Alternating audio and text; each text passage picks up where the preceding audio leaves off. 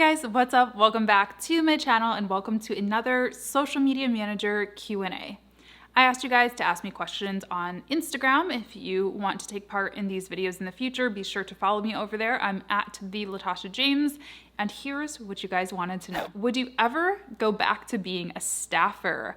I love this question. I feel like I've talked about it briefly in another video, but I'll circle back. So yes, I'm open. Like whenever somebody asks me what my plans are, for my life, I feel like I always screw this question up because I don't have like a 5-year plan, 10-year plan. I mean, I do to some extent. I have goals that I want to achieve and income goals for my business and for myself and things like that.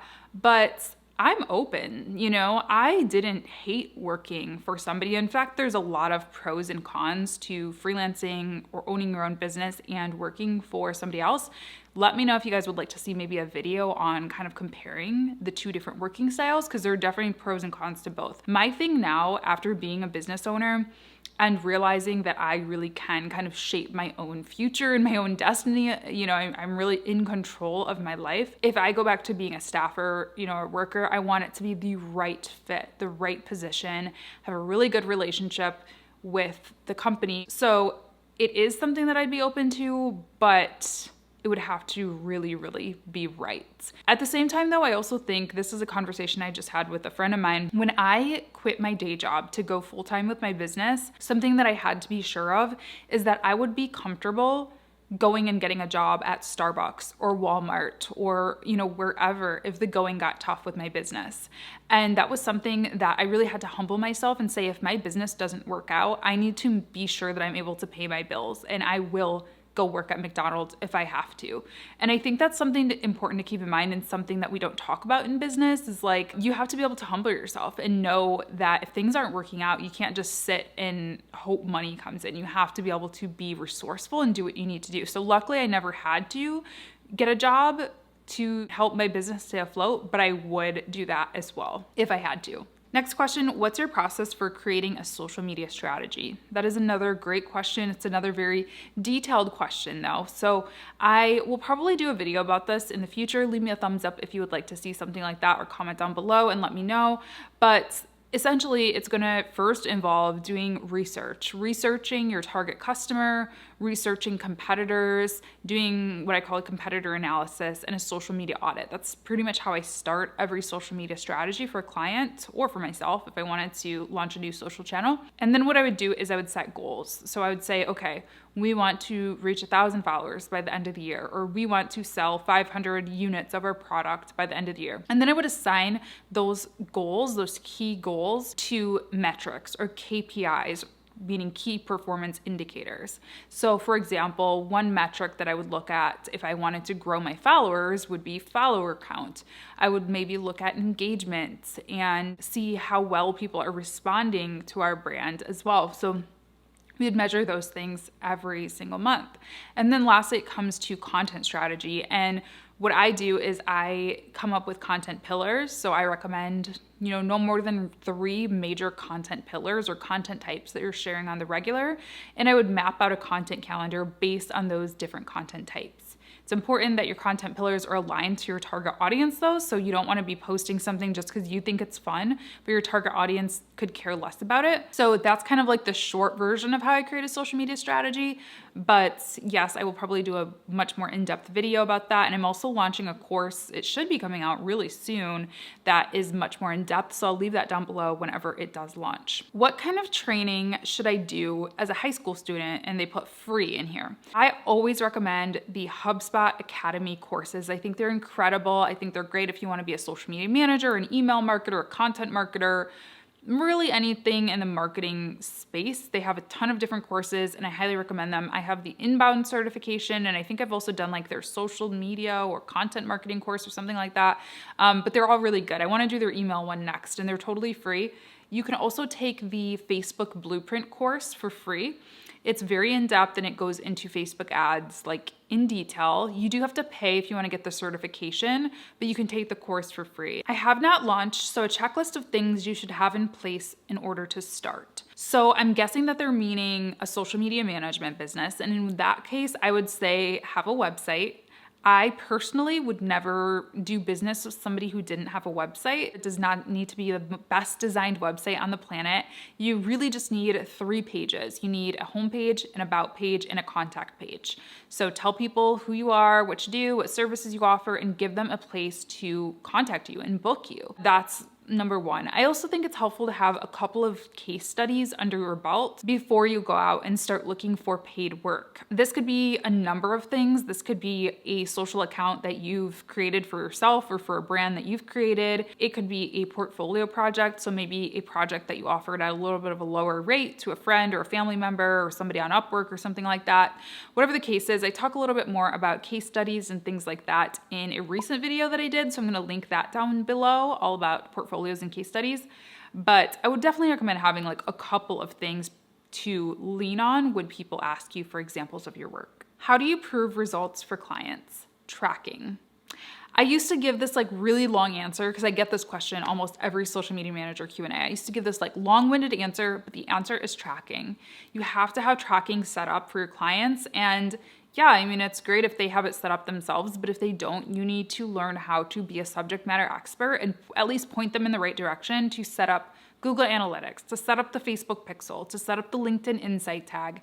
You have to have those things on your website, your clients' websites, that is, and you have to know how to be able to analyze those results to tie back to ROI or return on investment.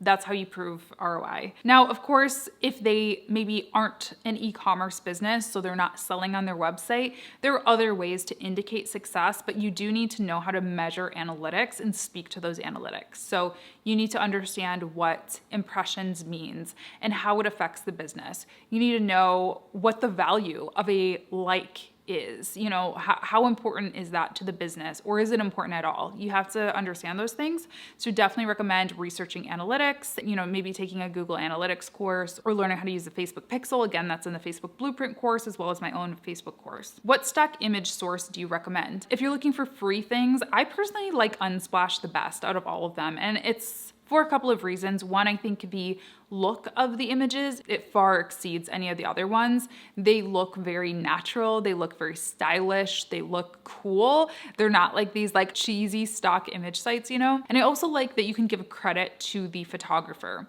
So I do that when I post an Unsplash image on my blog, for example. I'll leave a little line that says the photographer credit. I think it's the right thing to do. So that's what I like. What is the biggest lesson you've learned going freelance? I'm on the spot. This is like a tough one. I did a video called Things I Wish I Knew Before Going Freelance, so I'll leave that down below.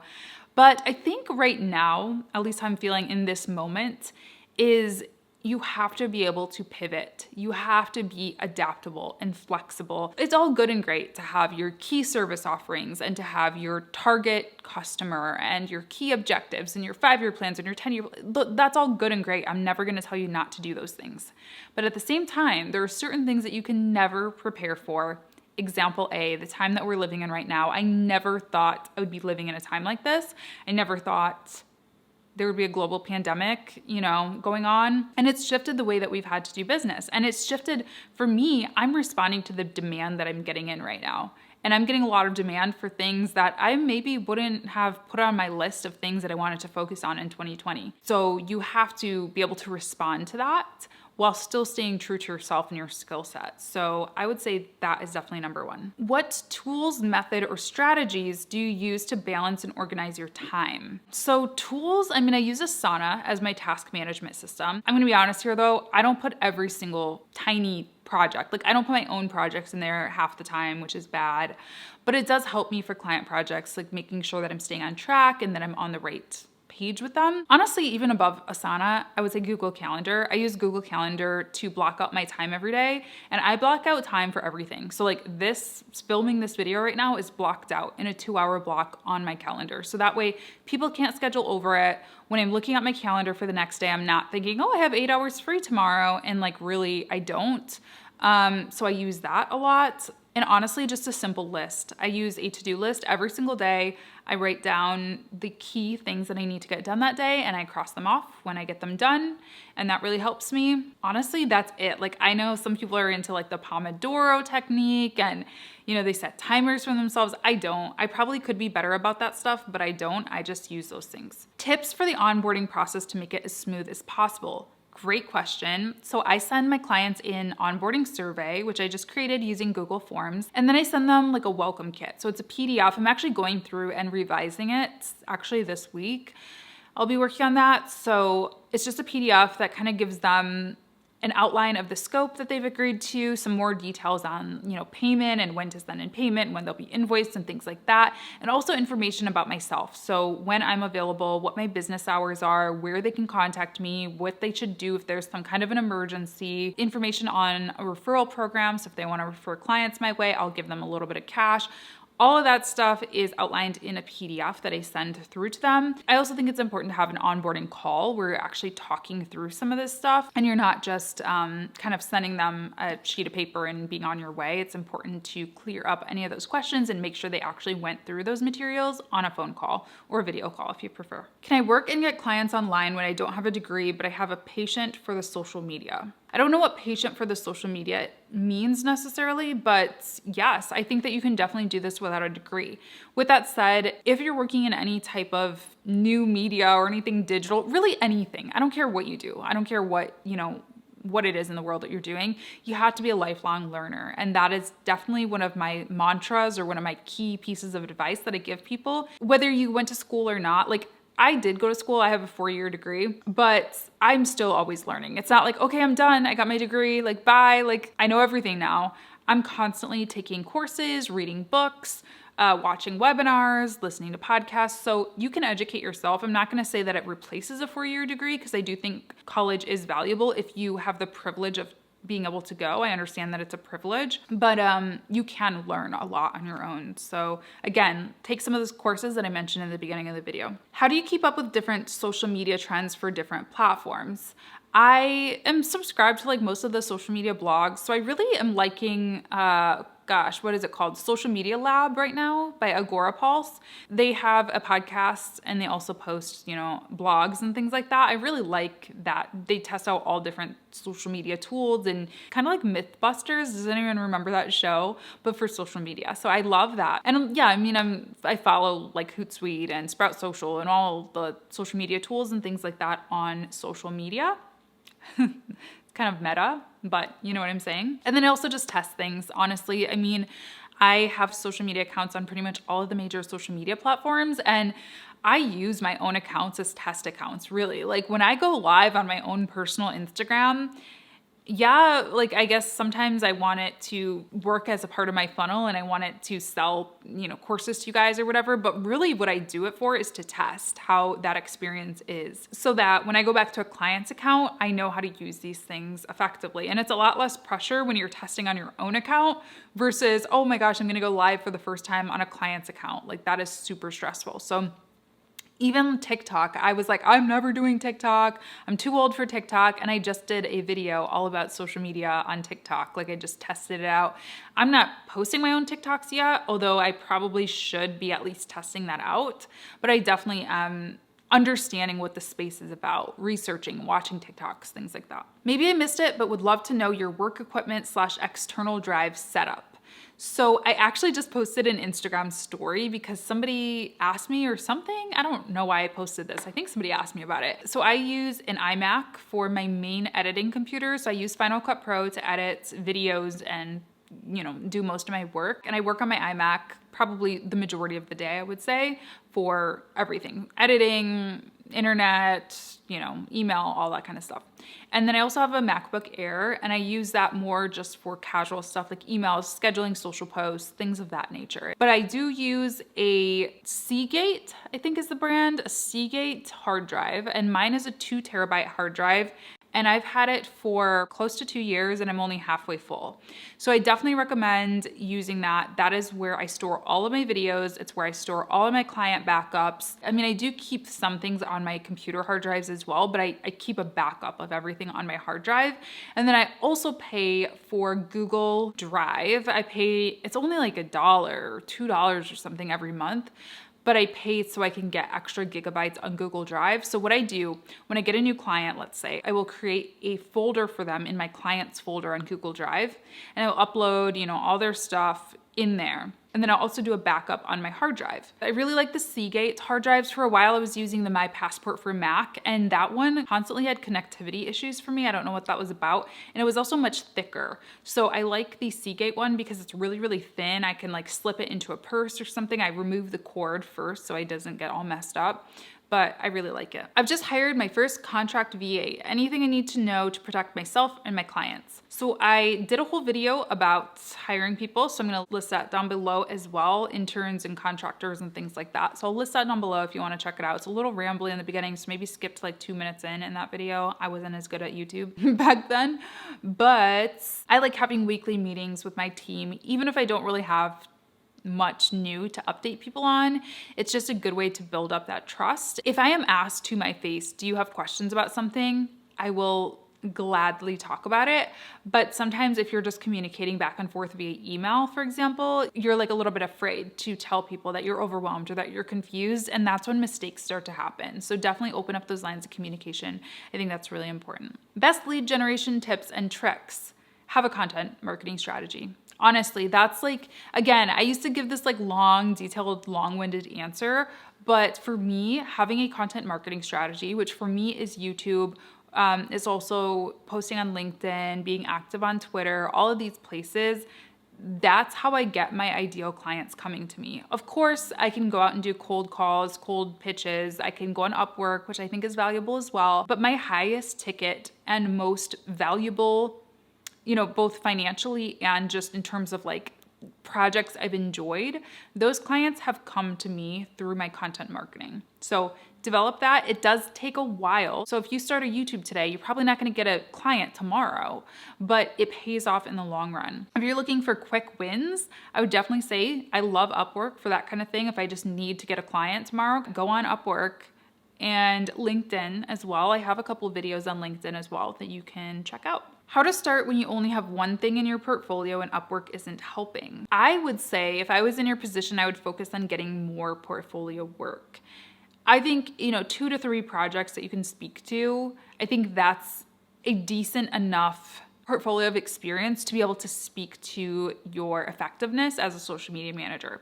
Now, when I say portfolio project, I don't mean you need to work for free.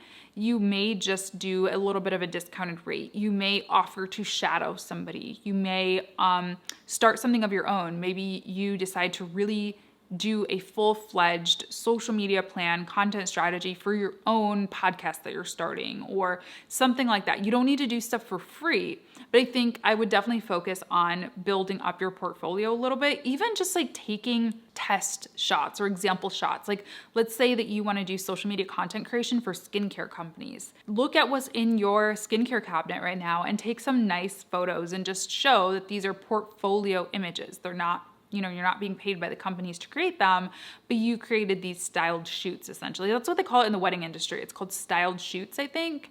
Do something like that. Because while I think it's possible to get a client with just one thing in your portfolio, I think that we're really going to struggle is the confidence aspect. I think that if you really can't speak to success, you can't speak to your methodologies and your tactics, it's going to show as you being not super confident. So I think having a little bit more experience will help with that. How do you prioritize work throughout the day? I'm a person who tends to get distracted. I start with my list. Like I said, I just have a paper list of major to-dos and I just kind of prioritize them. Sometimes on really busy days, I'll actually rank them like 1 through 5. Here are the most important things I need to get this done, and then here's the least important. I base that off of deadlines, so what's coming due, what's going to affect somebody's revenue. I'm very, very, very rarely late on a project, but if I have to push a project, that's how I determine if it can be pushed. If it's gonna affect somebody's money, then I'm going to get it done. But if it's something that like isn't, like there's no hard deadline and it's not going to affect somebody's money, I may be able to push it back. So that's kind of how I prioritize things. And then honestly, just like not biting off more than you can chew. I think I've actually had to slow myself down. I'm a go-getter, like I'm a hustler. I just want to help everybody as well. But I had to tell myself recently, like, Latasha, you've got a lot of projects. You're making your income goals. Yes, we always want to shoot above our income goals, but let's scale it back a little bit and make sure that we're doing the absolute best job that we can for our clients before, reaching out to the next one. What software do you use for your business? I think I'm gonna do an entire video about this because I get this question a lot. For social media scheduling, I use Loomly and I use Hootsuite, just depending on the client. And then I also use a bunch of other tools. I use Final Cut Pro for video editing. I use Canva for photo and light graphic design. I use Squarespace for my website. I use Wave for accounting. And those are some of the major ones that I use. But like I said, maybe I'll do a full video on everything I use for my business at some point. Best advice for getting started using Upwork. Build out a good profile. Add a profile video.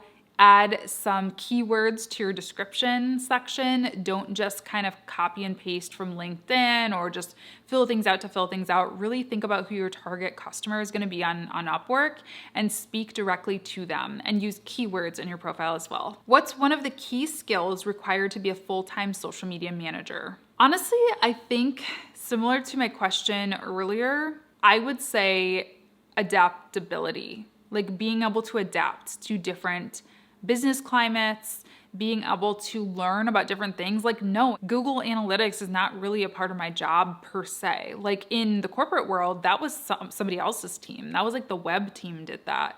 But guess what? If I want to be able to prove success on social media, I need to understand those things. So being able to learn, being able to adapt, being able to get out of your comfort zone a little bit and do, what you need to do for the customer, I think is really important. And then I also think confidence. I see this a lot with my course students and my coaching clients and things like that. I think sometimes people they're super talented. They're super smart. They know what's going on. They know how to research. Even if they don't know everything, they know how to figure stuff out. But it's being able to speak to that stuff. And it's being able to walk into a room and lead a meeting. Not just partake in a meeting, but actually take charge of the meeting. I think those kinds of things are also really important because otherwise it's really easy to get walked all over.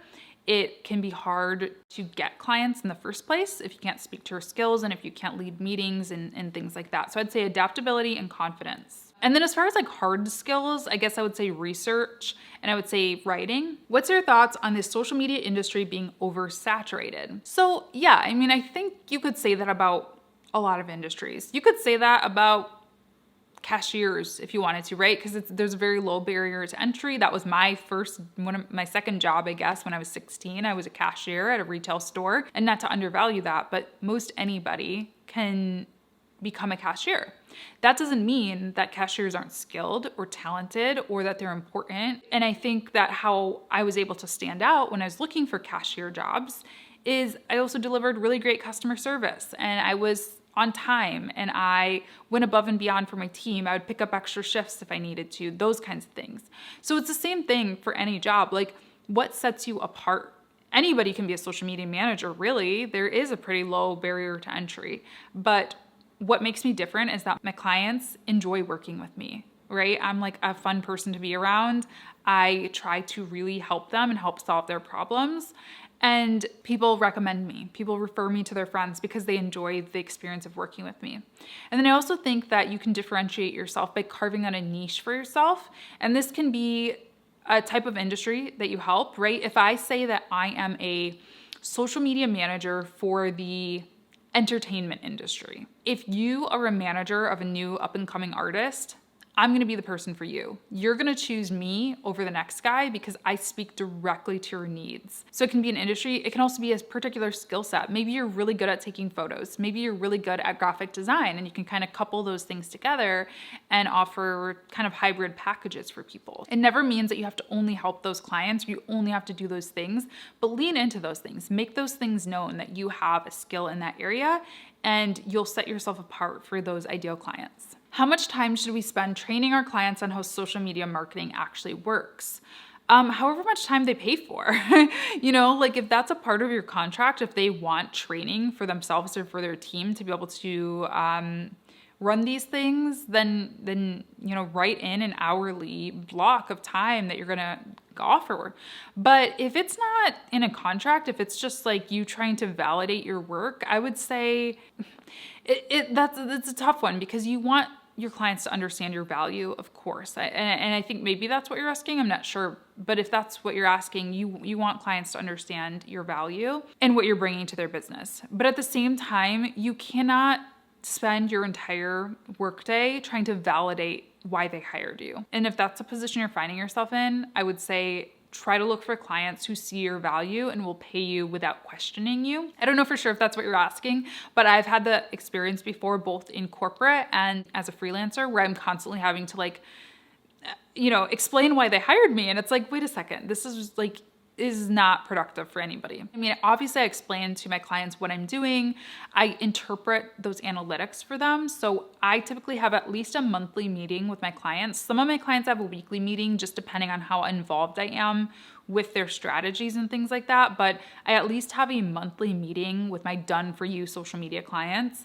And, you know, I pull a report and I say, this is what these numbers mean. But I'm definitely not like giving them hands-on training of here's how to schedule a social media post, because that's your trade secret. Like that's what they're hiring you to do. If they want to hire someone to train them, I think that's a different package or an add-on to your existing package. I think this is the last question I'm going to answer, and that is, do you have any suggestions on how to get the skills needed to be a social media manager courses? Yes. So HubSpot Academy, Facebook Blueprint, and my courses. I don't often plug my courses, but I do have several courses available. The first one in my signature course, it's called How to Be a Social Media Manager. It used to be called A Journey Social. It's called both, whatever you want to call it. Hashtag SEO, right? But it teaches you everything that you need to know about getting a social media management business up and thriving. So it does talk about social media strategy a little bit, but it mostly covers this kind of stuff. So marketing yourself to clients, getting your website set up, getting your packages built up, learning how to price yourself appropriately and communicate with clients, all of that good stuff. So that is like my signature course. It's my best-selling course, and it's going to give you everything that you need to know to run the business side of things. And then as far as the strategy side of things, I actually have a course that should be launching really soon. I thought it was going to be this week. We'll see. I'll link it down in the description box. But this new course is going to be specifically about social media strategy. So learning how to plan out social posts, learning how to choose which platform you and your clients should be on, learning how to interpret analytics, all of that stuff. So these two courses are going to go really good hand in hand together. So I'll link those down below. So that's it. I hope you guys enjoyed this video. It was a long one. I'm sorry. There were so many questions, but be sure to follow me on Instagram if you want to take part. You have questions for the next one. I try to do these at least like once a month or so. And also I do have a second channel where I just talk about like fun stuff and life and clothes and makeup and things that I'm enjoying, things that are stressing me out, whatever. So I just posted a new video over there. It's a little bit of a try on haul. So I'll leave that link down below as well if you're interested in the fun side of life. But yeah, that's it. Thanks for watching. Thumbs up the video if it was helpful. Subscribe if you haven't yet, and I'll see you guys next time. Bye.